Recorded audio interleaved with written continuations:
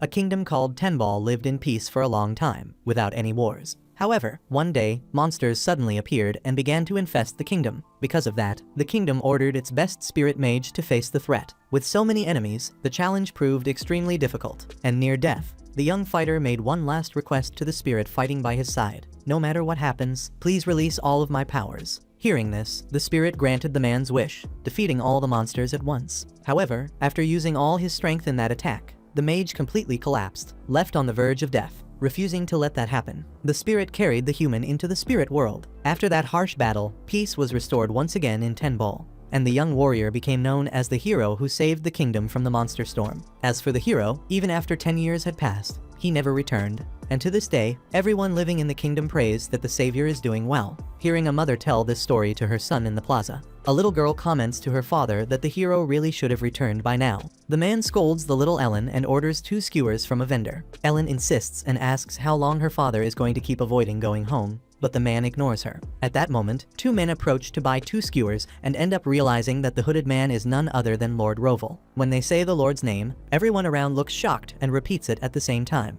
Startled, with no way to explain himself, Roval runs off with his daughter in his arms, hoping to escape for good. However, he ends up running into a dead end, with wide grins on their faces. The pursuers seem pleased to have found the Lord, but Roval doesn't want to talk and uses a teleportation spell to get out of there, reappearing under a bridge, far from the commotion. Once again, his daughter scolds him, asking why he doesn't just show himself already. With no patience left, Roval answers that he doesn't want any trouble in his life, especially because no one ever asked him before calling him a hero all over the place. Fed up with the man's behavior, Ellen tells us that her father is actually the hero who saved the kingdom Roval Vancraft. According to the girl, there's a lot more to his story than people know. After almost dying from using all his strength in the final attack, it was said that Roval would take several years to recover. But fortunately, thanks to the gods, it so happened that Origin Ellen's mother was the Queen of Spirits, and she was able to restore the human in just 1 year. As time went by, the two fell in love and formed a pact, which caused Roval to become half-spirit. As a result, Roval lost the ability to control his powers, so he had to train in the spirit world before returning to the human world to adapt. Ellen was born as their daughter 8 years ago. But the truth is, the girl is a reincarnated soul. Before reincarnating, she was a scientist in Japan, spending her days researching new materials and developing resources through synthesis. But for some unknown reason, she simply died. Then, whether by karma or not, Ellen was reborn in this world with the memories of her past life. Maybe because she couldn't handle it at first. When she was only 2 years old, she couldn't control her powers and caused a lot of trouble. That's why she and her father are training together. Speaking of the man, Roval comments that he managed to get rid of the pursuers for now. And that opens the way for Ellen to say again that it's his own fault this keeps happening since he keeps hiding from people like a madman. By the way, another man ends up finding the fugitive, clearly knowing exactly who Lord Roval is. Recognizing the man as well, Roval tries to run away again, but Ellen convinces him to stop. She asks if he knows the man, and he explains that it's Alberto, his former bodyguard. Suddenly, the Lord completely changes his attitude and asks the man if his daughter isn't adorable, with her silver hair and eyes that shine like diamonds. With the mood calmer, the two sit down to talk properly. Right away, Alberto tells him that Duke Vancraft has been waiting for Roval's return, as well as everyone else. After everything that happened during the monster storm 10 years ago, the Vancraft family rose in status, and now Roval's younger brother, Lord Soval, has become the head of the family. However, there's a big problem. Soval had to marry Miss Agile due to pressure from the king. Upon hearing that that hag is in his house, Roval refuses even more to return. But knowing her father has a soft heart, Ellen uses emotional blackmail to convince him to go back, accusing him of not caring about his family. Roval simply can't handle his daughter being disappointed in him, so the man bursts into tears and promises he'll return just to please the little pest. Inside the carriage, on their way to their destination, Ellen asks who this Agile person is, and Alberto explains that she's the second princess of the kingdom of Tenball. Roval adds that she was once his fiancée. According to her, she was destined to marry into the Vancraft family, and Roval should be grateful for that. However, he cancelled the engagement when he learned he would be going to battle against the monsters, since he was certain he would die. Alberto adds that this whole engagement idea was Agile's, and now Soval is the one suffering because of it.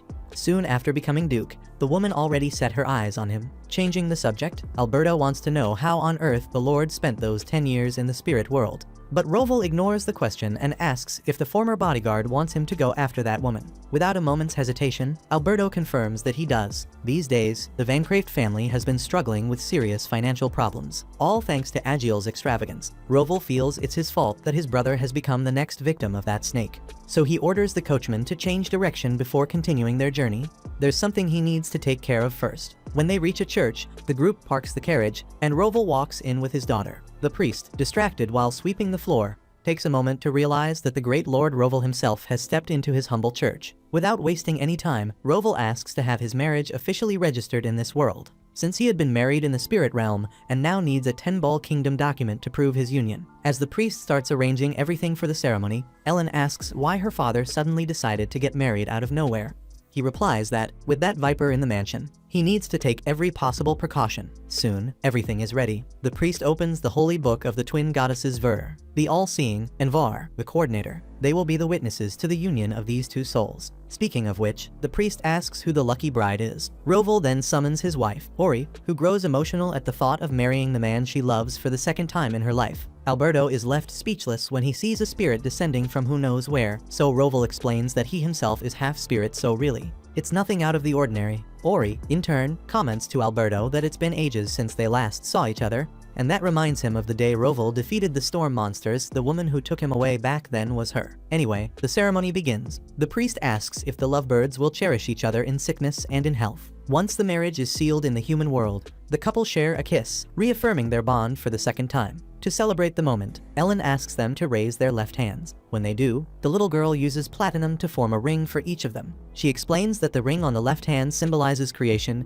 and its connection to the heart, along with a love strong enough to protect one's beloved from the very depths of one's soul. Then, by manipulating carbon, she creates a diamond to set in Ori's ring, representing eternal bond, certainty, purity, and innocence. Finally, she jokes that she could throw rice like people do at weddings, but since there's none around, she decides to release a shower of diamond blessings across the chapel instead, making the moment even more enchanting. As she does, the statues of the twin goddesses, Ver and Var, begin to glow, signaling that they too bless this union. When Ellen was reborn as a spirit, she gained the power to alter the chemical composition and structure of materials. In other words, yeah, she's ridiculously overpowered. As they leave the church, the girl offers the priest a handful of diamonds, leaving him utterly speechless at such generosity. Out on the street, she teases her father, saying he looked really handsome at the wedding. The compliment puts a proud smile on his face, but just as quickly, she takes it back, saying she's disappointed in him now, and refuses to explain why. After cooling his head, Roval decides it's time to go home, but before that, he asks Ori and Ellen to return to the spirit world. He's afraid of what Agiel might do to them if they stay. Still, they can watch everything that happens through the water mirror. Ori admits that if she saw that woman in person, she might rain down towers of fire upon her, while Ellen comments that going back home feels like walking into enemy territory. Roval agrees Agiel is his enemy. Deep in thought, he worries that if the royal family ever finds out about Ellen and tries to force an arranged marriage on her, he'll fight back and things will get ugly. In the end, Ori wishes her husband luck on the front lines, and he returns the gesture with a kiss on her forehead. With everything settled, Roval climbs into the carriage to leave, only to hop back out right away, throwing a childish tantrum like a kid who doesn't want to take a bath. But the girls scold him, insisting he get back in immediately and assuring him he's going to do great. With nowhere to run, the mighty lord tucks his tail between his legs and climbs back into the vehicle. Once he finally departs, Ori and Ellen breathe a sigh of relief and teleport to the great hall where the water mirror stands, from where they can follow Roval's journey. Inside the carriage, lost in thought, Alberto doesn't blame Roval for being reluctant. Agiel's obsession with him had always been intense. Back in the day, she forced her way into becoming his fiancée, constantly arrogant and eager to live off others. Under the influence of such a toxic woman, Roval gradually grew distant. Then, when he was 17, the monster storm struck. Using that as an excuse, he broke off the engagement, saying he didn't know if he'd return alive.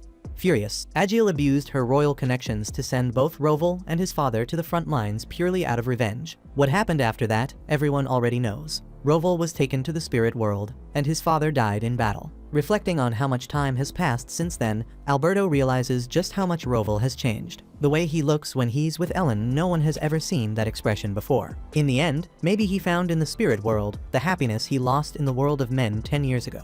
If that's the case, after this long reflection, Alberto quietly apologizes to his lord. Roval responds that he understands how powerful Agiel's influence is, and how she probably cornered everyone. Still, he blames himself for leaving his family and friends alone all this time, so Alberto, he says, has nothing to apologize for. Later, at every corner, people could see a flag raised, its crest symbolizing the long-awaited return of the hero. As they learned of this news, the townsfolk were ecstatic. On Lord Roval's carriage, there was also one of these flags, and people celebrated as he passed through the surroundings of the kingdom. Upon arriving in Tenball, Roval was welcomed with enthusiasm by the population, who followed the Lord's passage with an air of hope and gratitude. After all, this man was the one responsible for saving the lives of everyone there. As he stepped down from the carriage, he apologized for having been away for these 10 years, but said he was happy to see that people looked well and healthy, and that being welcomed like this was the greatest happiness he could have. After his speech, the hero entered the yard of his mansion, where he was greeted by the butler, who, with tears in his eyes, bowed to his master, with the maid standing beside him. As soon as Roval came in, he immediately heard the heavy footsteps of a certain woman who, upon hearing that it was him arriving, ran down the stairs to speak with him.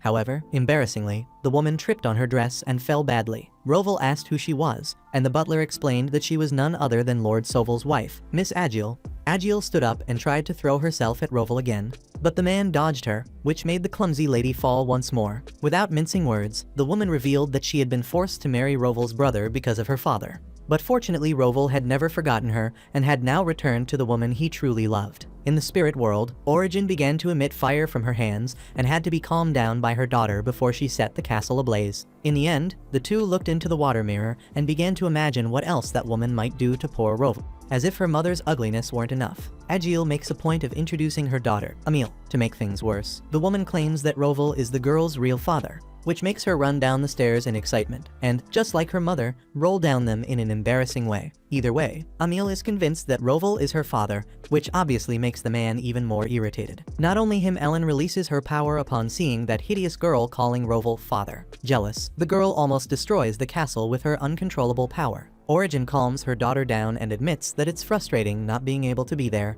but unfortunately, the two of them can't interfere for now. Meanwhile, Agile keeps promoting her daughter, saying she's as beautiful as her mother. Out of patience, Roval asks the butler if that girl isn't Soval's daughter, but the servant doesn't know. Speak of the devil, a man finally shows up at the Van Craeft mansion after hearing that his brother has returned. Moved, the man holds Roval's hand as he recognizes him as his brother. Roval comments that Soval looks exactly like their father, and that he's even taller now. Taking advantage of her husband's arrival, Agile again asks him to divorce her soon. Furious, Soval calls his wife an old hag and notices that she bought more luxury rings with the family's money, which is absurd. Agile, on the other hand, believes she's doing the family a favor since she's from the royal family and can't go out looking plain. Roval asks his brother not to expose the family's shame in front of everyone, and the woman uses that to pretend that even his brother understands things better than Soval. The half-spirit then asks to have a word with his brother about everything that's happening. He says he's going to the palace tomorrow and asks Roran, the butler, to notify the Office of Justice. Soval asks what that's about, so Roval explains that he's going to start his brother's divorce process. Agile thinks the man is doing that to marry her, so she becomes overjoyed, though she's terribly mistaken. Through the water mirror, Ellen comments that the situation is much worse than she imagined. When he meets with his brother, Soval apologizes for everything that's been happening. After all, if that woman does whatever she wants, it's mostly because he hasn't been firm enough. Roval already knows more or less what's going on through Alberto, and says that this will all end tomorrow, since they'll definitely kick those two out. Soval asks if Agile's daughter will also be involved, and Roval asks if by any chance she's his daughter too. Being honest, Soval doesn't really know. Since desperate because of the unwanted marriage, he always drank all the alcohol that woman pushed on him and, let's say, didn't spend his days very aware of what was going on. Anyway, Roval reminds him that Agile herself claims the daughter isn't his. Apparently, that crazy woman believes that by marrying Roval, Emile will automatically become his daughter. But that's not how things work, and he's going to make the reason for the divorce very clear to the Office of Justice. As for his brother, he should stay quiet and let his wife destroy herself with her own lies while Roval takes care of everything. Speaking of that, he apologizes for his absence and thanks his brother for all the effort he's made to take care of the family while he was gone. Soval asks where he's been for the past 10 years, and Roval says he was in the spirit world, where he married the woman he loves, the Queen of Spirits, Origin. Besides that, he has a daughter with her, but he wants to keep that secret for now, since that subject came up. Soval confesses that he also has a daughter, but not with Agile, with the woman he truly loves, who isn't part of the nobility. That brings him great shame, and he lowers his head in embarrassment. But his brother calmly says he can bring that person home once Agile is gone. Even though she isn't noble, he respects his brother's decision, and even if everyone is against it, together they'll do whatever it takes to make it work. admiring his brother's leadership. Soval points out that he himself isn't fit to lead the family, so he asks Roval to return for good. Roval argues that he's now a half-spirit and therefore couldn't succeed the family, since those who should lead in the human world are humans themselves. Even so, Soval would love for him to at least stay by his side on this journey, helping from the outside, since people live in harmony with spirits. Not just asking, Soval literally begs his brother to consider it. Roran comments that Soval has been fully dedicated to the Vancraft family alone since their father died, and Soval adds that the people were very happy about his brother's return,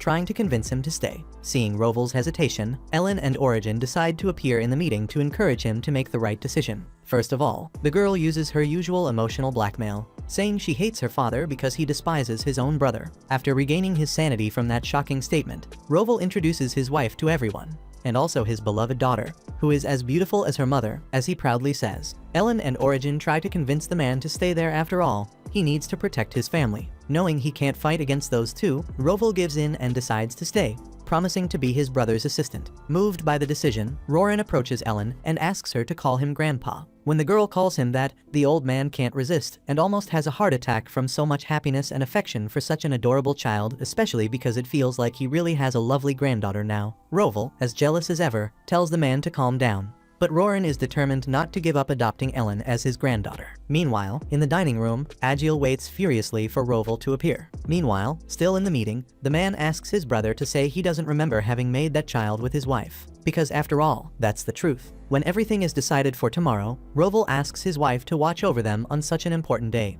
So the Queen of Spirits rewards her husband in an unexpected way that embarrasses Ellen. The girl calls her father a hidden pervert. And as the two get into an argument, Alberto and Soval notice how happy and united that family seems to be. Meanwhile, in the throne room, the king learns of reports about Roval's possible arrival in the kingdom. Therefore, something must be done about Agil, since her relationship with Soval is simply terrible, and Roval will not accept that at all in his own home. Thus, the king orders Ravissol to be called to shed some light on this mess. When he appears before the throne and learns what's going on, Ravissol concludes that Roval will not let this situation with Agil pass. So he makes a point of reminding His Majesty that he once gave an important piece of advice, but the king preferred to listen to others and pushed Agil toward the Vancrafts. Either way, they can't afford to anger Roval any further, since his power is irreplaceable for the country. Therefore, there's only one way out of this. The next day, Roval Vancraft presents himself before the ruler of the Labor Kingdom to inform him of his return. The king offers a reward to the man for his return, so Roval asks for limits on the interference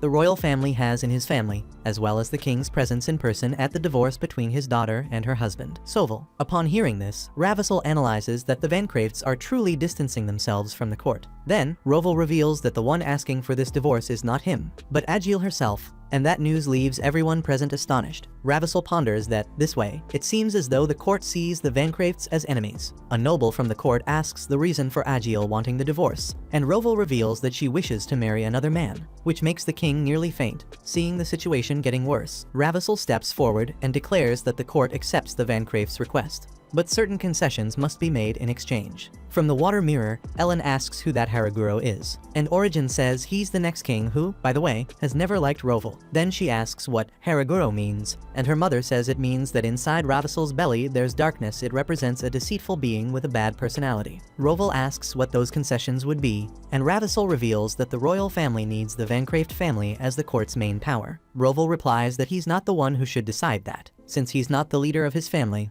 so the two schedule a meeting to settle that matter. With that, Roval leaves, and Ellen notices through the water mirror that something strange and black is coming out of Ravissol. To explain that dark aura, her mother tells her that long ago there was a king like Agil, who depended on the spirit's powers and demanded that Origin appear even when it wasn't necessary. Because of that, the spirits became enraged and cast a curse on the royal family. Since then, they have held the Spirit Festival every year, wishing for the spirits' forgiveness for what they did. However, over time, they ended up forgetting why they had received that curse and kept wondering why the spirits didn't hear their voices and why their prayers were always so empty. Since that time, Roval had already been a very conscious child about the spirits' side in that conflict, to the point that he believed the spirits didn't want to help people without real intention. Because of his personality, Origin ended up falling in love with him, although she forced the boy to sign a contract with her. Ellen asks how old her father was when they got married, and Origin shamelessly answers that the boy was only 7. The next day, the long-awaited moment of the divorce hearing arrives. The judge asks if Soval and Agil agree, and both confirm, so according to the documents provided by Roval,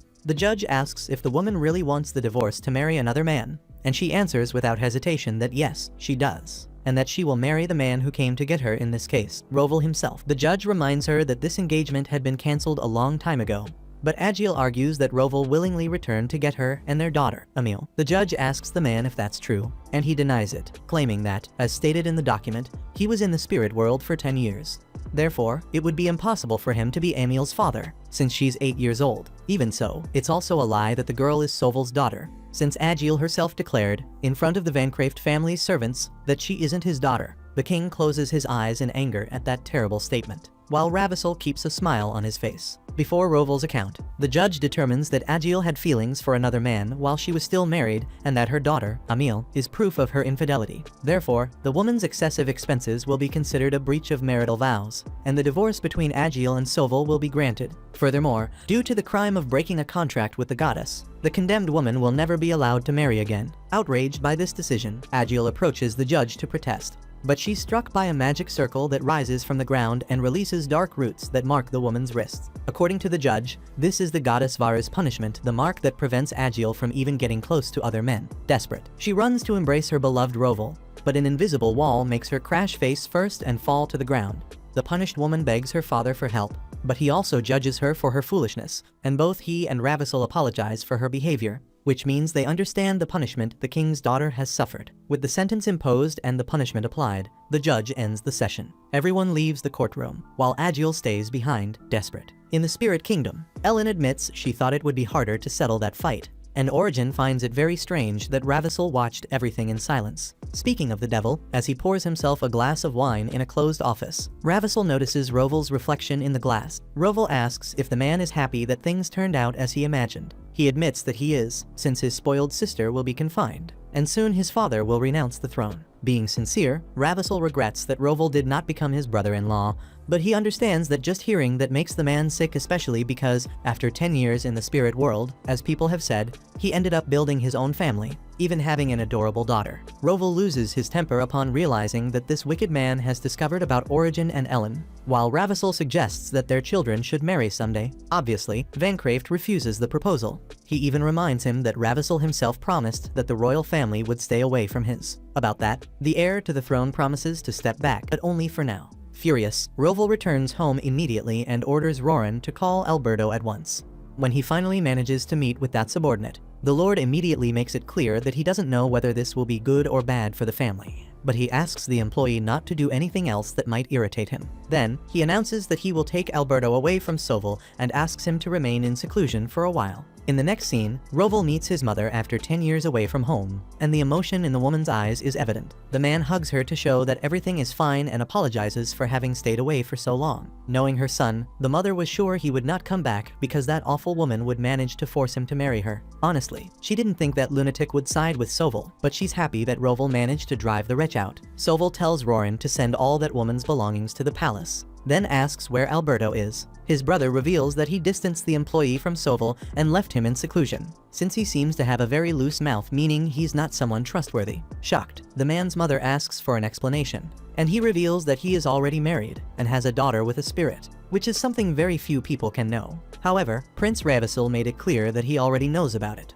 which means Alberto must have spilled the secret at some point. It's important to remember that the royal court was cursed by the spirits, so they have reasons to want to plot something. In any case, it seems that Ravissel wants to use Roval's daughter to bring the spirits and the court closer again. Roran asks if Alberto used Ellen as a bargaining chip, and Roval categorically confirms that he did. Outraged by the betrayal, the butler asks if they should eliminate the colleague, but Roval believes that would dishonor their father's feelings. Soval emphasizes that Alberto feels indebted to their father and may have tried to negotiate because of Agiel, but either way, Soval apologizes to his brothers, saying this only happened because of his incompetence. One way or another, Roval asks everyone to lift their heads and overcome it. Now that everyone knows about his family, he decides to live normally by their side. Speaking of which, Roval's mother asks if it wouldn't be polite for her son to introduce his wife before anything else. Watching the scene through the water mirror, Ellen asks if Origin isn't afraid of Roval's mother after all. She's her mother-in-law. Origin is happy that her daughter has already learned that word but seems not to understand the gravity of the situation. Ellen wants to know what her mother will do if that woman turns out to be terrible.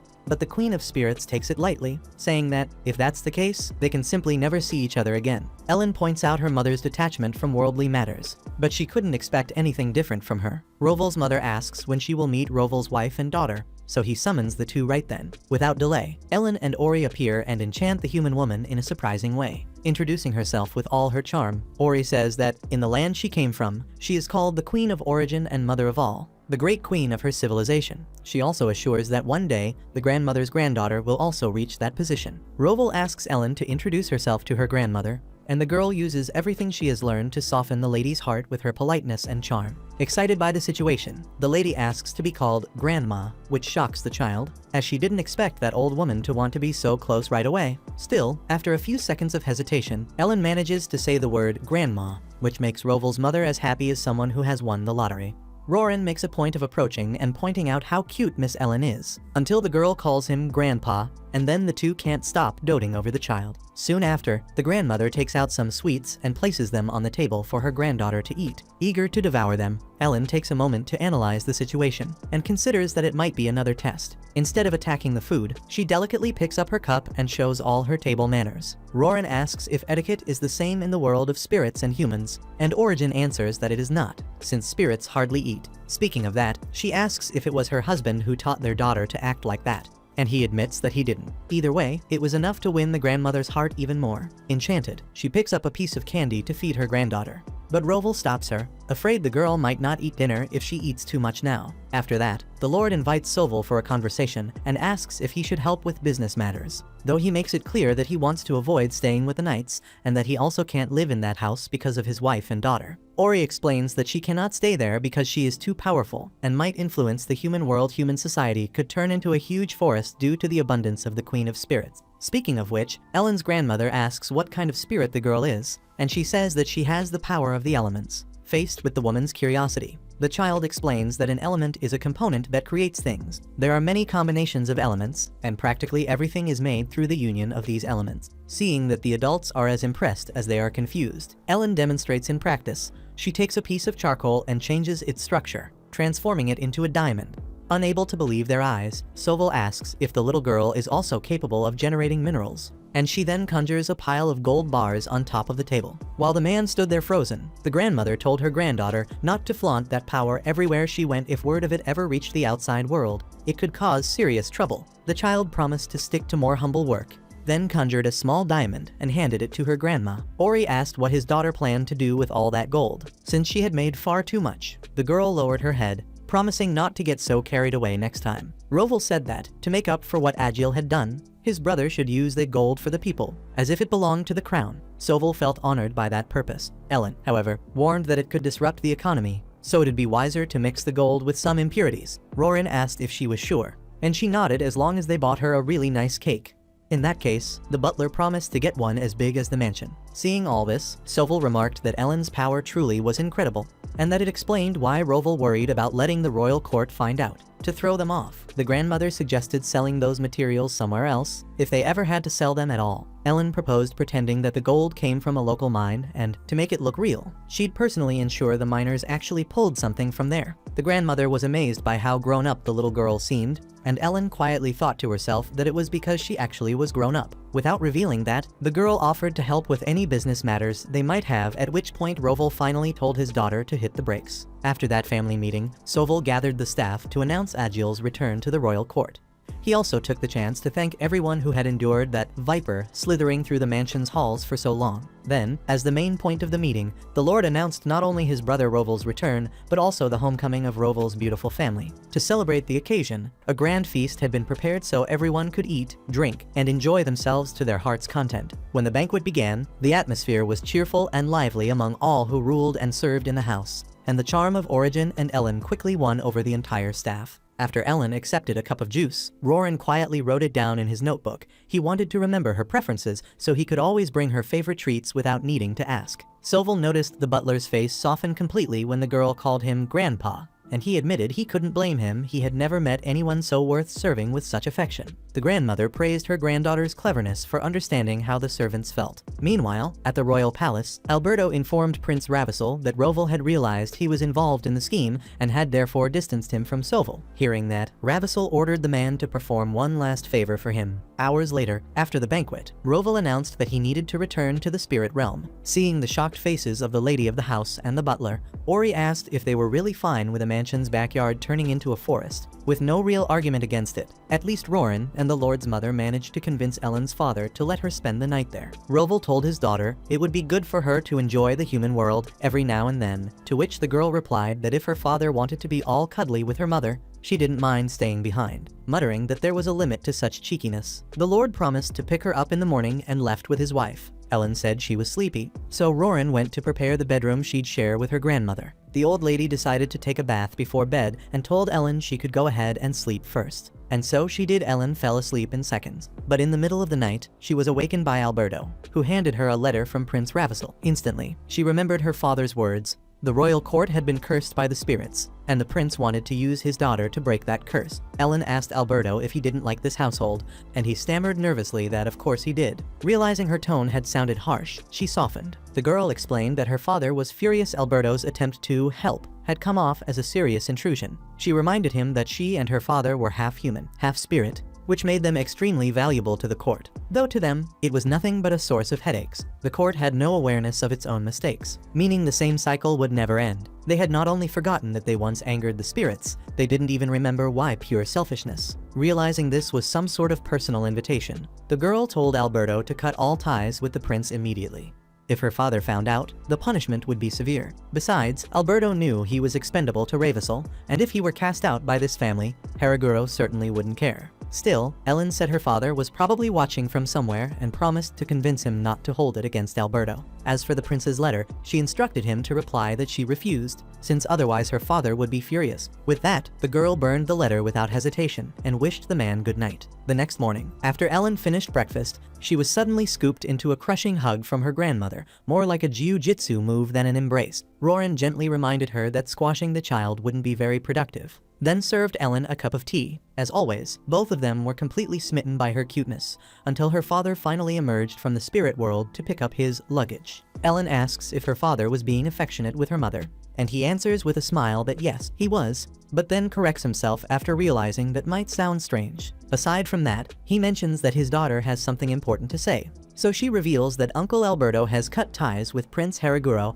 and therefore should be spared from confinement. Faced with her father's anger at this opinion, Ellen asks if he doesn't have anything to say as well. The Lord's mother wants to know what this story is about, and with his silence, Ellen explains that the Lord knew the prince would send someone to her, so he left the girl there on purpose. The man's mother demands an explanation, but as her son grows uneasy, the granddaughter says that now that the prince knows about her existence, they would never have left without Ellen. As a way to show Lord Rovell's anger, Ellen burned Ravissel's letter without even reading it. To end the discussion, the little girl makes it very clear that she won't talk to her father until he properly talks with Uncle Alberto. After leaving the dining room, Rovell admits once again that he can't win against his daughter. Roran comments that the girl is so mature she doesn't even seem like a child. Annoyed, Rovell asks whose side the servant is on, and he answers that, obviously, he's on Ellen's side. The butler imagines the master knows what his daughter's intention was in burning the letter. And the Lord does know it was so that no one could connect Alberto with the prince, since now they have no proof. Rovell wonders who his daughter takes after, saving others like that, and Roran assures him she's exactly like her father. The girl's father, however, thinks that's precisely the problem. Back at the royal castle, Ravissel learns from Alberto that Ellen burned the letter without reading it. After completing his final task, Alberto says goodbye to the prince and heads for the exit. Before that, Ravissel makes it clear that his desire to have that child has only grown stronger, because he firmly believes she is capable of revealing why the spirits and the royal court cannot form a contract. Then it's Alberto's turn to meet Rovell again and take responsibility for his actions. Despite everything, when asked, the servant assures him that he has cut ties with Ravissel. According to the Lord, Alberto does not know the real situation between the royal family and the spirits, and maybe he thought this would not be a problem for the Van Craeft family. However, because of that, the court now has its eyes on Ellen. By the way, truth be told, Rovell is only talking to Alberto because his daughter asked him to, since she said she would not speak to her father if he didn't do it. He asks why Ellen burned the letter without reading it. because now there's no way to prove whether it was written by the prince. Alberto replies that the little girl wanted to save him. So the Lord points out that the man was saved not only by his father, but also by his daughter, which makes Alberto ask for forgiveness. In the end, Roval announces that Alberto will go back to taking care of Soval, but the truth is that the Lord still cannot trust him. Therefore, for now, the servant will remain under watch and should thank Ellen for that. After that, Roval leaves, and left alone, Alberto remembers the moment when Barvel saved him at a critical point in a battle,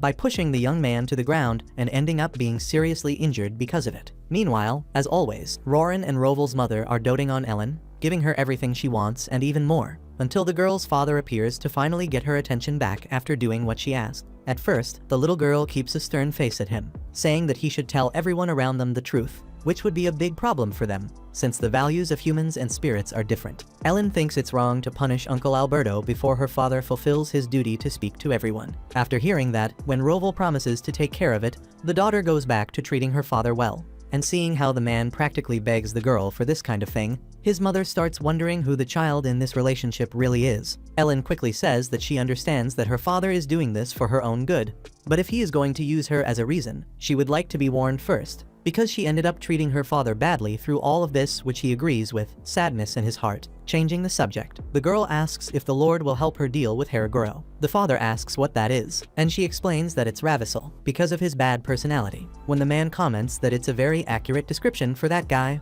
the girl replies that it also describes her father, and that throws the poor man back into the mud, emotionally speaking. To make the atmosphere a bit lighter, Roran takes Ellen to play in the yard and calls a group of maids to join. After the girl counts to 10 with her eyes closed, it's time for her to find where everyone is hiding.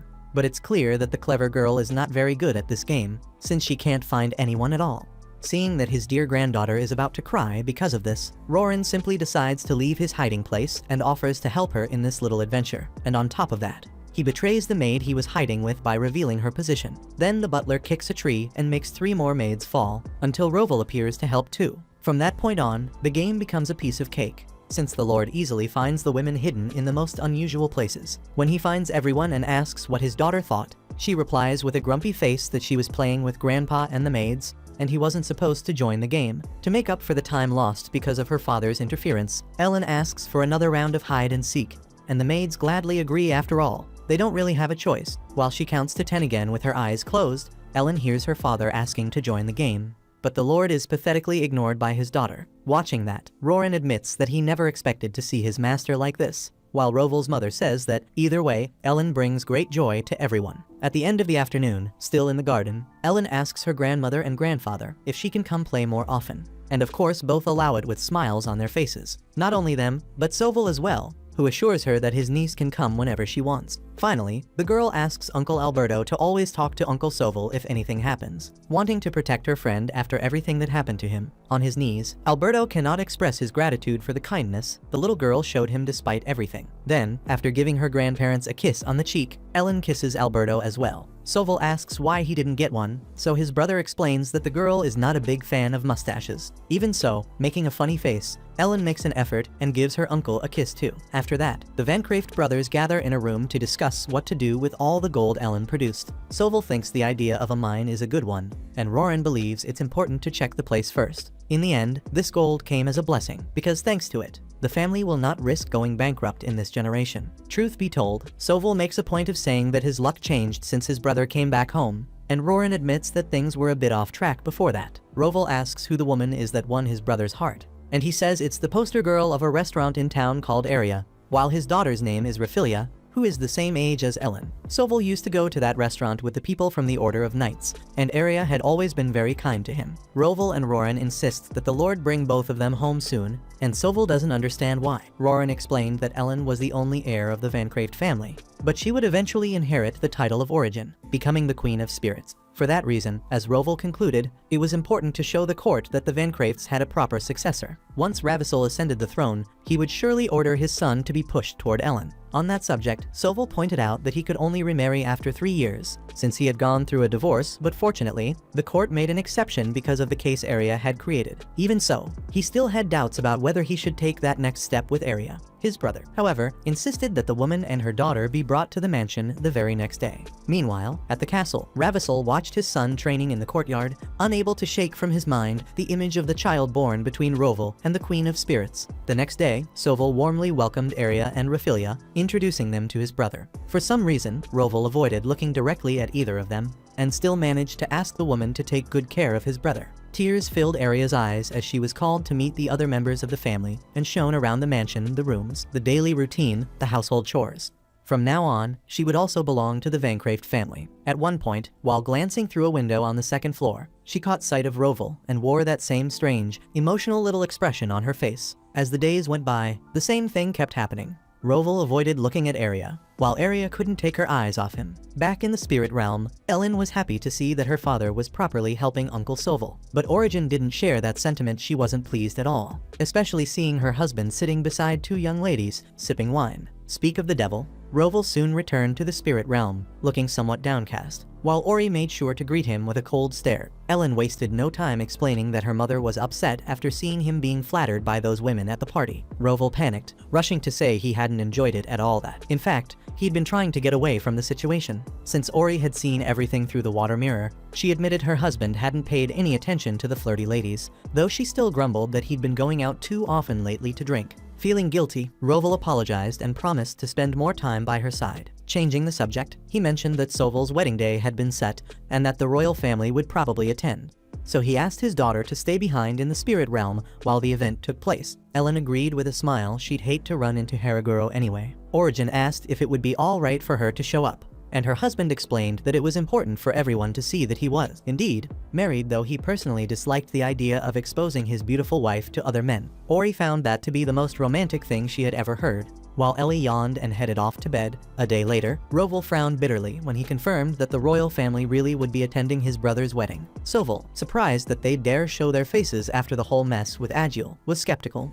But Roval saw it as the perfect chance to rub in how happy the Vancrafts were now. Speaking of the wedding, Soval imagined that their mother and Roran would be sad not to see Ellen there, but he understood it was best for the child. His brother was glad to hear him think that way. Just then, Arya entered the room with the tea they'd ordered. Soval asked where Roran was, since he'd been the one asked to bring it. The woman confessed she'd insisted on serving it herself. Once again, she couldn't stop glancing at her brother-in-law, her cheeks growing visibly red. After she poured the tea, Soval asked her to go prepare for the next day, but Arya, still staring at Roval, seemed as if she'd love to stay just a little longer. Watching all of this from the spirit realm, Origin asked Ellen whether she preferred to see her mother burn the world to ashes or flooded entirely. Ellen quickly begged her to calm down. After all, that was just the woman marrying Uncle Soval. Besides, according to the little girl, her mother was far prettier than that Arya woman anyway. With teary eyes, Ori asked if she really meant that, and the child nodded with absolute conviction. Still, Origin didn't like seeing that woman gazing so shamelessly at her husband, but Ellen reassured her that her father had already noticed and was carefully avoiding any interaction. Finally, the big day arrived, Soval and Arya's wedding at the church. As the royal family began to arrive, Ellen admired how beautiful her parents looked from within the spirit realm. Before leaving, they kissed their daughter and reminded her not to appear in the human world under any circumstances. Moments later, the couple appeared in the room where the bride and groom were waiting. Arya, delighted to see her brother-in-law, froze the moment she noticed his wife standing beside him. Ellen could see how devastated the woman looked after meeting her mother, and she hoped that would finally make her stop staring at her father. Soval then introduced Raphilia to Ori, who hoped the girl would become a friend to Ellen. When everyone descended to the main hall, Roval showed his wife the royal family. In the central thrones sat the current king, Ravissol, and his wife, Laylar. Beside them were the first prince, Gaedil, the second prince, Raisel, and Princess Seal. Origin remarked that the first prince seemed intelligent, while Ellen, watching through the water mirror, could sense that all of them, every single one, emanated that same dark energy, not just Haraguro. And finally, the bride and groom approached the priest to begin the ceremony. As Arya passed by Roval, even in her shyness, she couldn't help but steal a quick glance at him. Then, the priest asked whether they vowed to love each other in good times and bad. Once they both answered yes, he requested that they sign the wedding book. The first to approach the book is Arya. But just as she's about to sign her name, she gets an electric shock in her hand. Ellen is certain that the woman has suffered Vara's sentence, and now that Haraguro has noticed, some kind of trouble is bound to happen. In fact, if more people have realized it, the wedding might even be annulled. So Haraguro will take advantage of the situation to spread rumors that the Vancraft family has been abandoned by the goddess. Thinking of a way to divert attention from the sentence, Ellen appears in the church and conjures a dazzling rain of diamonds so beautiful and radiant that it gives the guests the impression that the wedding is being blessed by the goddess. Ellen imagines her plan is working, although it seems her parents have already realized she's the one behind it. Even Ravissel gives in and tells his son Gadiel that the Vancrafts are blessed by the spirits. Meanwhile, the first prince ends up seeing Ellen, and when the girl looks back at him, a unique moment begins, whether born of tension or perhaps love at first sight. As those crystals fell from the sky, Gadiel thought about how nice it would be if he could also see spirits. When he caught one of the crystals in his hand, ironically, in front of him stood a human who was also a spirit. Ravissel drew his son's attention to say that the royal family cannot form contracts with spirits, which has been the greatest mystery of the royalty for a long time. Since they are unable to receive the grace of the spirits, they end up depending on the Vancraft family for that. Meanwhile, Ori reassured her husband, saying that Ellen had returned safely to the Castle of Spirits. Even though he was relieved, the Lord was already planning to give the girl a sermon when she got back. Later, when the couple met the king in one of the palace corridors, Rovell asked his wife to give him some space to talk to his majesty. Right away, Ravissel commented that the Lord's daughter was not present, and Rovell explained that Ellen was not feeling very well. The king made it clear that he did not believe that story, but said it was a pity Ellen had not attended, since he wanted to introduce her to his sons. Changing the subject, His Majesty made a point of mentioning the curious event with Soval's bride at the time of the vows. Rovell avoided the topic, saying that his brother was lucky to marry such a beautiful woman. Ravissel gave a cynical laugh and said he would be waiting for Rovell and his daughter at the royal castle so that they could meet his children. At the Vancraft mansion, Arya looked at the mark on her wrist with a terrible feeling. Speaking of which, Rovell and Origin entered the room where she was and told the maids to leave. Filled with anger, the man approached Arya and grabbed her wrist, demanding to know what it meant. Ori asked her husband not to be aggressive, so he let go of the woman and said that because of her, the royal family was now watching Ellen since the goddess Var had cast a sentence upon Arya and the whole court had learned about it. Now they might try to corner the Vancrafts. Seeing that the man was getting more and more irritated, Ori stepped closer and said she understood that he was so angry because he loved his wife and daughter. But the truth was that they had just been very unlucky, while that deceitful Ravissel had been very fortunate. Either way, she said Ellen would be fine after all. She was their daughter and always had a trick up her sleeve, just as she had shown at the wedding. Turning to Arya, the Queen of Spirits asked if she really had the courage to offer her daughter as payment for a sin committed by a stranger. Arya replied that she would never give Raphilia as a sacrifice, so the spirit assumed the woman understood the situation.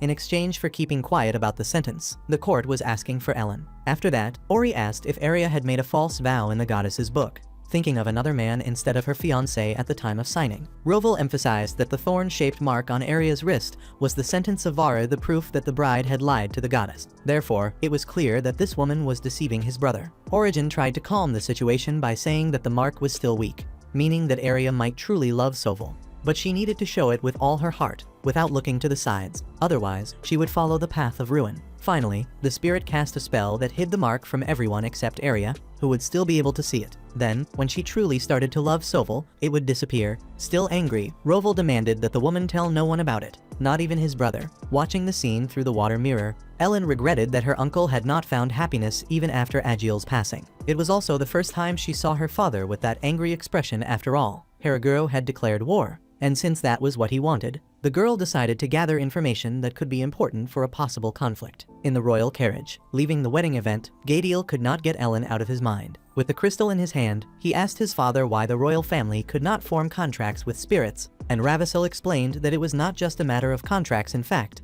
they could not even approach the spirits, and the reason for that had been a mystery for a long time. Back at the Vancraft residence, Arya was inconsolable, not knowing what to do or where to go. Although Rovell had told her to stay quiet about the mark until she could prove to Soval that she loved him, the woman did not think it was right to hide it. Soval entered the room and asked if his wife was all right, since she looked pale and worn out. Refusing to keep it a secret, she decided to tell her husband everything. At the Castle of Spirits, Ellen went to the library and gathered dozens of books until Vint arrived to warn her not to make a mess and risk upsetting her parents. The girl replied that her parents would not scold her for studying their enemies, so the spirit told her to ask him anything she wanted to know, as that way she could study much faster. Since that was the case, the girl asked about the curse the spirits had cast on the royal family, because she had seen with her own eyes the dark aura coming from the members of the court, and her mother had said it had to do with a curse. Vint was impressed that such a young girl could see the aura, but even so, he regretted that he could not reveal much to her yet, as she was not old enough for that. By the way, he asked what she meant by studying the enemy, and she explained that Haraguro, or rather, King Ravissel, had taken advantage of one of the Vancraft's weaknesses and invited her and her father to the royal palace. Hearing that, Vint was filled with hatred and unleashed an impressive power that radiated around his body like a gust of wind. According to him, those damned people never learn. Seeing that he had gone too far, the spirit stopped the wind and apologized for the excess, showing that she was truly willing to do something to change things. Ellen insisted on learning about the curse, so the man gave in and decided to tell her what had happened. The event took place 200 years ago, during the monster storm, when the strategy the king had devised at that time to contain such a calamity became the reason for the curse that the court now bears. The royal family, trying to reduce their disadvantage in battle, reached out to the otherworld, demanding that the Queen of Spirits be sent to fight. Obviously, such an order could not simply be obeyed, since it made no sense to help humans for so little. Because of this, completely frustrated, the king ended up staining his hands with a taboo. After hearing everything, Ellen lay in her bed that night, deep in thought, when her parents knocked and entered her room. The girl made a point of revealing that she now knew everything about the curse, already imagining that, sooner or later, their daughter would discover the truth behind it. Origin commented that Ellen was so kind she might try to undo the curse if she found out, but it was important for her to understand that the spirits would never forgive the royal family, whether for the tragedy or for the coldness of their spiritual kin. To that, Ellen replied that she wasn't kind at all. In fact, she found it irritating that the royal family could live such peaceful lives without even knowing the real reason behind the curse. Now, truth be told, Ellen also had human blood and knew very well what it meant to have feelings for the people she loved so much, like her grandmother, Uncle Albert, and Grandpa Roran. That was also why they needed to win this conflict, to keep those people safe. Besides, Ellen found it absurd that the royal court wanted to use the power of the spirits without understanding the weight of their sin. Roval tried to hug his daughter out of sheer pride, but the girl kept him away as best as she could. Her mother asked if she had been watching everything through the water mirror, and the child said she was well aware of Haraguro's declaration of war and announced that the Vancraft family would accept it. Origin laughed and said that this was indeed Roval's daughter. And when Ellen didn't like the comparison, Roval became even more heartbroken. Ellen asked what had happened to Arya, and her mother told her that Arya had confessed her sin to Soval, even though Roval had told her to stay quiet about it. Because of that, Soval stopped the wedding celebration, and the household had turned into a real storm of anger. Speaking of which, Roval had told everyone that he was very upset and would be away from the mansion for some time. Even though her mother and Roran missed Ellen terribly, feeling sorry for her uncle Soval, the girl asked to visit her family right away, even though her father had just made it clear he wouldn't be returning. Using her stubborn charm, the girl knew she could get what she wanted from that man, so she used and abused that talent to be taken at that very moment to the Vancraft residence. When she arrived, Ellen immediately ran to hug her grandmother, but it was she who ended up being hugged, since the lady insisted on squeezing the girl as if she were a stuffed toy, only stopping when Roran warned her that the child might run out of breath. Ellen said how much she had missed them, which melted their hearts as always. On the other hand, as Isabella pointed out, everyone had thought the house would finally be filled with happiness. But unfortunately, things hadn't gone as planned. Even so, she said she was very happy to see her granddaughter once again. In the midst of all this, after being called, Soval entered the room with Arya. Ellen took a few steps forward and politely introduced herself to her uncle's fiancée. Soval asked what his brother wanted to talk about with Arya,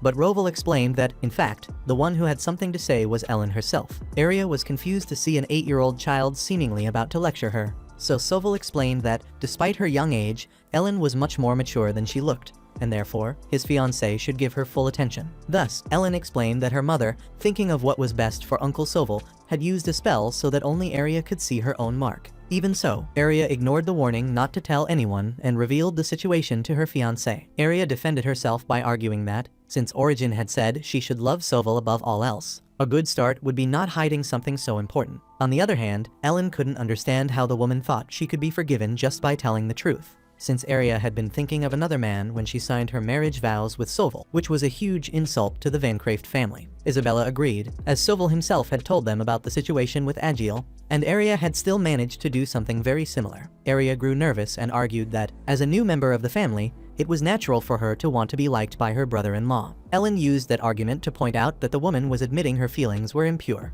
and that was why the goddess Var had passed that judgment upon her. The girl revealed that the Vancraft family was loved by the spirits and therefore very important to the royal court. Arya already knew that, since her brother-in-law was seen as a hero. But Ellen stated that it wasn't just because of her father's title that the royal family needed the Vancrafts, but also because of his power, since Rovell had strength enough to battle neighboring nations. However, Arya's selfish actions had become a reason to take that away from the kingdom. Afraid of harming his relationship with his brother, Rovell made it clear he wouldn't return to the family mansion anytime soon. And that could be very harmful if he really stayed away from the human world. On the other hand, if the great burden behind all this chaos were to disappear, perhaps things could go back to normal. In this case, Ellen said without hesitation that the burden she was referring to was Arya. By the way, Ellen says that the court only came to see the wedding to judge the value of Sovell Vancraft's bride, something very important that Arya threw away. Arya starts crying upon hearing those words, so Isabella assumes that the young woman must have suddenly fallen in love with Rovell, especially since many women fall under that man's charm. But it's a pity, because Sovell was so happy that he would finally marry the woman. And now he has to go through this. Crying, Arya swears that she loves Sovell, so Ellen tells her to stop loving her father so much that she would risk her own life. Since the subject came up, Ellen promises that she and her mother will not let it slide if Arya tries to steal Rovell from them. On the contrary, they will crush this woman little by little, and without hesitation. So she'd better be ready. Faced with that threat, Arya can't take the pressure and faints, and she only doesn't hit her head on the floor because Sovell was there to stop it from happening. As he admits himself, he still wants to believe in his fiancée. When Arya is taken away, Sovell says that if it weren't for Ellen, this family would be much more divided, and for that he is deeply grateful. Happy to hear that, Ellen reminds him that they need to go to the castle, something Rovell didn't even want to remember for a second. Since that's the case, Isabella gets excited to arrange a new dress for Ellen and clothes for Rovell, so she asks Roran to call the best tailor available. Sovell apologizes for his mother's crazy excitement, because she had always wanted to have a daughter and now is enjoying having a granddaughter. In that case, Ellen joins the excitement and demands the presence of the women responsible for makeup. Once that's done, she tells her father to grab Uncle Sovell so he can go through an important transformation. A few minutes later, after the maids shave his beard, Ellen is amazed by her uncle's beauty. In fact, now that he looks so handsome, the girl hopes that Arya will only have eyes for this man from now on.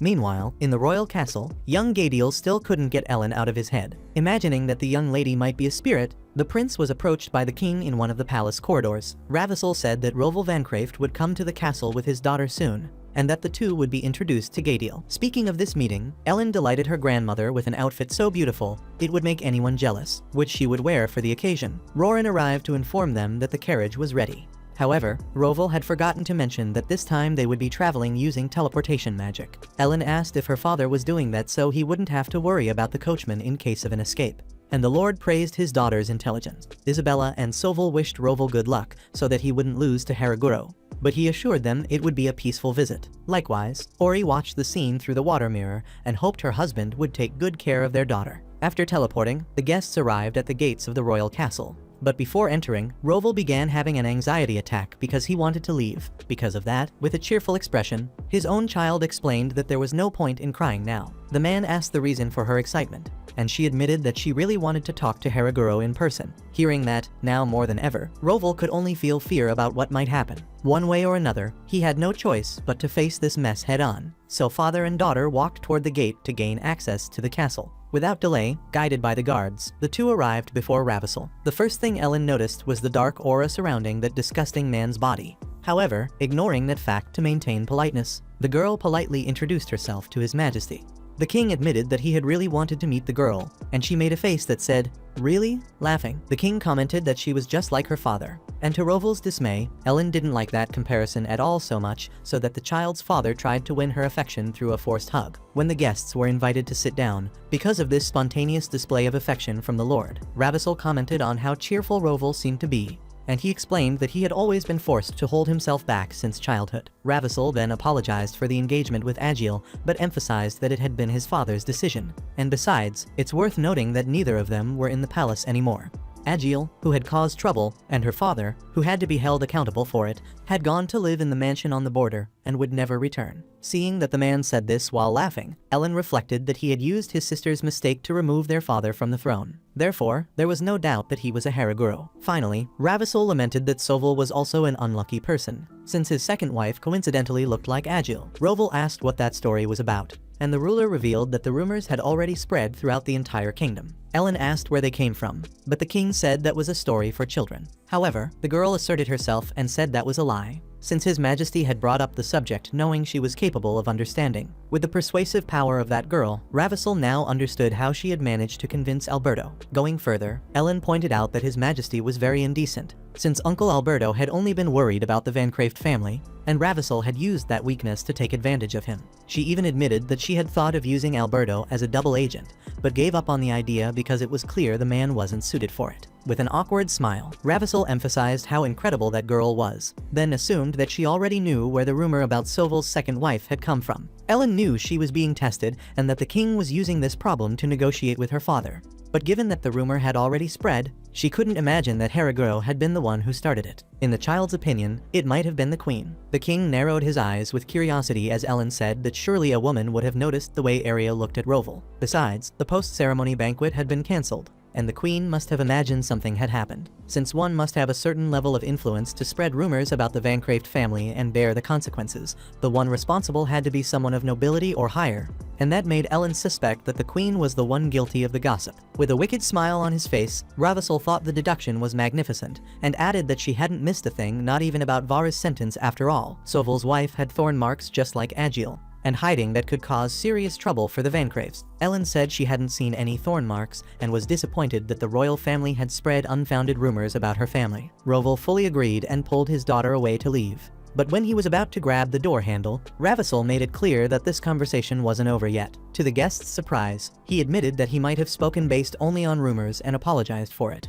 then promised to tell his wife that it had all been a misunderstanding. With that, he hoped everything would be fine between the Van Craefts and the royal family. Ellen, on the other hand, hinted that the king's true intention might be another. After all, even before the rumor spread, Ravissel had already requested her and her father's presence. Suddenly, aware of the girl's ability to read the situation, Ravissel directly asked if she wanted to be his daughter. Roval lost control as he remembered that the king had promised not to mess with his family, but the ruler pretended to be innocent. Even so, Ellen herself refused the offer, and when Roval melted with pride at his daughter's attitude, Ravissel could hardly believe that the hero was such a fool. He then expressed his wish to introduce his children to Ellen, and although Roval rejected the idea, His Majesty didn't need permission. Therefore, he ordered his children to enter the room, certain that Ellen would like them, since they were popular with the girls from other families. Before that, the girl points out that this popularity comes from how much people desire their money and power, and Ravissel acknowledges that the parents of those girls are certainly like that, but that the girls themselves truly admire his sons. Other than that, he assures that the boys are quite handsome. When it comes to beauty, Ellen says she has her parents as good examples, so, refusing to meet the princes, she decides to leave. Dissatisfied, Ravissel asks Roval what on earth his daughter is, and the nobleman replies that His Majesty would never be able to defeat Ellen after all, even he, as her father, cannot. Ravissel says he understands, but regardless, his two sons enter the room after knocking on the door. Without delay, the king introduces his eldest, Gadiel, 12 years old,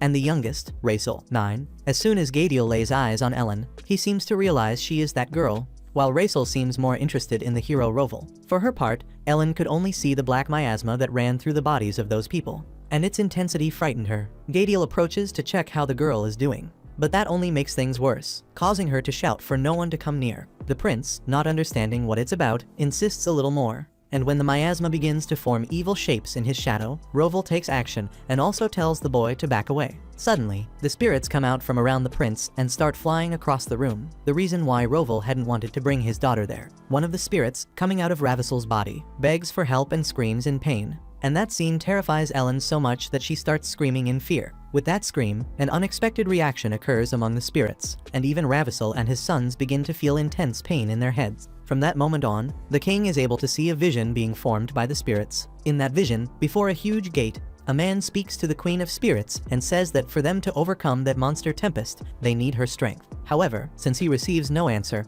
the man decides to use a spiritual magic user as bait to lure the spirits to that place, even though he had promised that the deal would be something else. In short, that human ruler wanted to use the spirits as sacrifices to defeat the monster tempest, since he could not obtain the Queen of Spirits' help.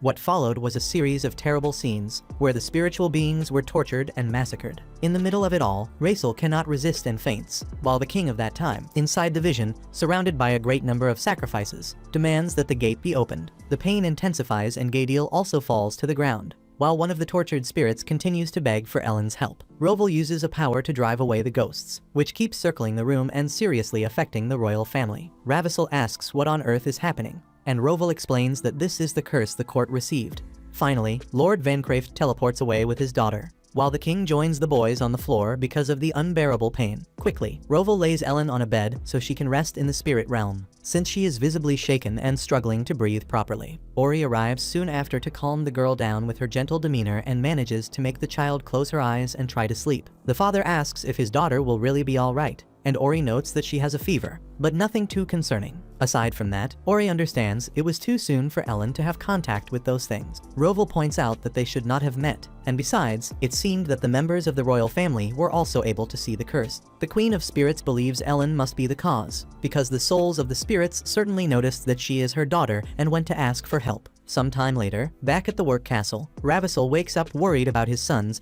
and is informed that both are still unconscious, but they are fine. Days later, while the long-awaited spirit festival takes place in the middle of the city, where the population gathers for a great celebration, the royal family prays before a spiritual rock, and when everyone leaves, Gadiel stays a little longer. His younger brother calls for him to go, and on the way, questions whether these prayers really reach the spirits, since every year they pray during the festival. Yet the curse has lasted for 200 years. Racel thinks the court should have already been forgiven, especially since he and his brother have nothing to do with it. Gadiel thinks about it and wonders why the spirits avoid the royal family. According to him, the answer was in an ancient book he discovered in a secret room, everything that humans cause to the spirits, and the uncontrollable wrath that came from it. What Gadiel saw in that room, at that moment, he now knows was what happened 200 years ago, and the rock where they pray today was the place where it all occurred. Deep down, human remorse has long disappeared, which takes away the meaning of the prayers. The only thing left is the past with the spirits and the wounds they caused, the cry that cannot be heard. Now, in yet another spirit festival, before the stone,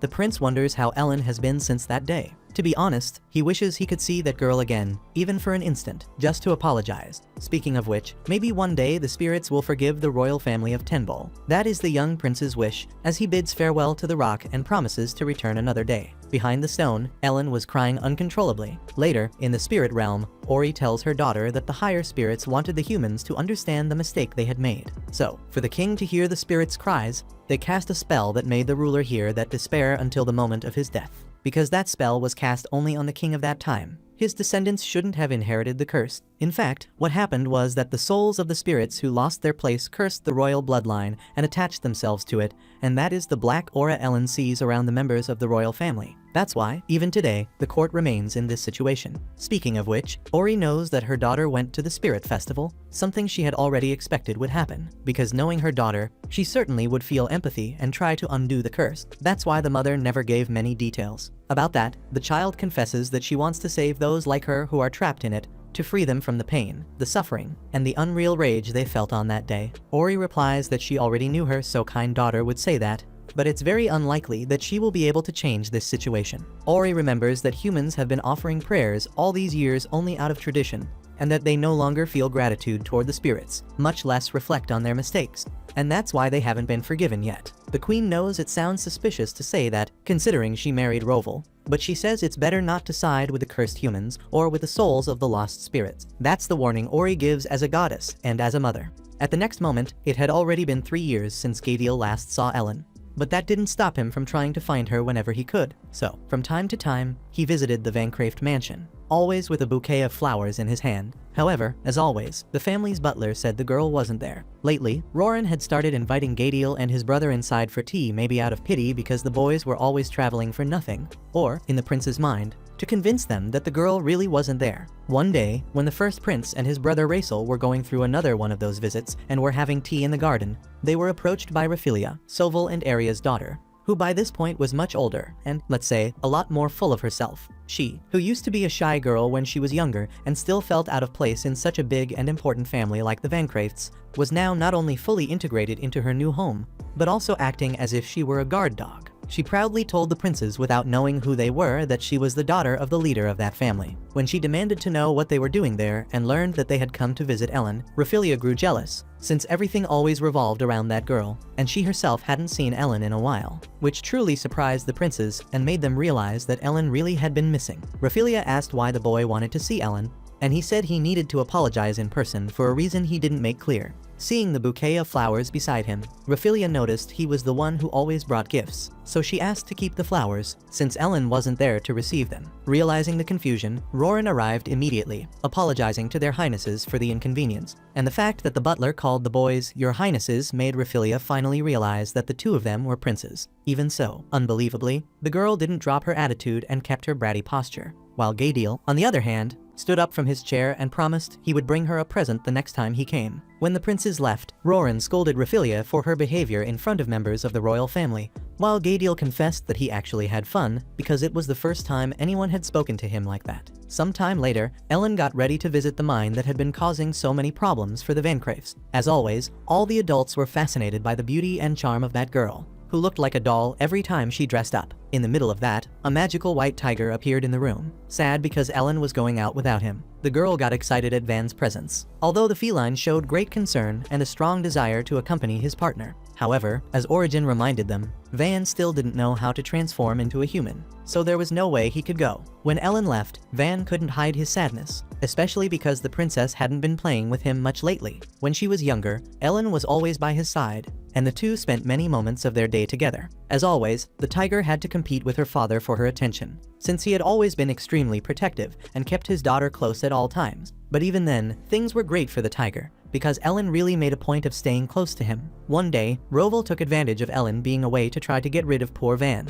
but Vint, the tiger's owner, arrived just in time to stop that from happening. Thinking about it now, Van imagined that the only way for him to be closer to Ellen, like before, would be to learn how to transform into a human so he could go to different places without causing panic. Later, the heads of the Vancraeft family gathered to discuss the trip to the mine. The leaders learned from the butler that the princes had come once again, but they gave more importance to the main topic of the meeting. After all, silver mining had always been common in the mine. But besides the fact that the mineral was almost gone, the mine had to be shut down for a reason beyond their control. Ellen would be part of the trip, but since it was a dangerous place, she was instructed to stay with her father at all times, something he loved, of course, while the girl hated it. Roran would do anything to go along, but unfortunately he couldn't, so the girl promised to bring him a little souvenir. Speaking of that, she asked whether her grandmother wasn't going too, and Roval and Soval admitted they hadn't even mentioned the trip to her, because if she found out, she would certainly force her sons to take her along, which was definitely not what they wanted. After the meeting, on their way to the carriages, Soval suggested they say that some of the ingots Ellen had produced that day had been found in an old storage room, because saying the silver had been in the family for a long time might keep the crown from becoming suspicious. As soon as they reached the mansion gate, they were surprised by a large number of carriages, one of which carried none other than Isabella, the mother of the Vancraeft leaders. Full of confidence, the noblewoman made it very clear that the two were still too young to fool her. She rushed to hug Ellen and said she would be going with them. Immediately, Soval and Roval looked straight at Alberto, who admitted guilt without hesitation. Hours later, when they arrived at the mine, the Vancraefts were greeted by the workers. Ellen, dying of embarrassment in front of all those miners, managed to step forward and greet them with her elegance. The men didn't pay much attention to that, but as always, Roval insisted on pointing out how adorable and gorgeous his daughter was, leaving the workers honestly without a response. Finally, Soval announced that they had come to talk about the mine's closure, which made the workers sad and hopeless, since it really seemed the mine had no chance of continuing to operate. In the middle of that, to everyone's joy, Isabella arrived with a basket of food, announcing that today there would be a special meal for the men that reminded the workers of when the former leader was still alive, because he always came with a grand feast for lunch, and the men used to look forward to his arrival on meeting days. After announcing lunch, Isabella leaned close to Ellen's ear and said that the easiest way to win someone over was through their stomach. After the meal, Ellen explored the cafeteria and ended up coming across some minerals on top of a table. Although they used to extract plenty of silver in the past, it was clear that almost everything in that batch was just quartz. Looking around, the girl noticed how close those men were to one another, almost like a family, and how that mine was simply the place that provided for them and their families. Thinking about that, Ellen tried to reverse the mine's shutdown with her own hands. Picking up a piece of quartz, she performed an alchemical spell to give it a special shine. Then, pretending she knew nothing, casually mentioned to one of the miners how beautiful and bright that stone looked. The news left all the workers with tremendous expectations, since a valuable discovery could save their jobs. With the boss's permission, the miner broke the stone open and found a bit of silver inside, which made the men celebrate loudly, hopeful that they could find even more silver, just like before. Joy filled the cafeteria, but Soval interrupted the celebration to remind them that the situation was far more serious than simply finding more silver. After all, the truth behind that place was that the spirits had cursed the mine for extracting too much silver, which made it impossible to continue their work. Alarmed by this, Ellen noticed that one of the workers was coughing among the others, and imagining the reason for it, she asked to speak with the workers, since she might be able to contribute with her knowledge. Roval and Soval didn't really know what to think about that request, but considering what Ellen was capable of, they ended up allowing it. So Ellen approached the workers and asked whether the symptoms of this curse involved shortness of breath, coughing, and mucus buildup in the body, even taking the lives of some people. When the men confirmed, the child stated that, for many years, what had actually happened was that the miners had probably been inhaling metal dust and particles inside the mine, which affected their bodies and caused a disease. In the end, what she meant was that there was no curse on the mine. It was a disease called pneumoconiosis that had been affecting many workers. The older man who suffered from it asked whether there was a cure, and Ellen regretted to say that she imagined there wasn't a complete one,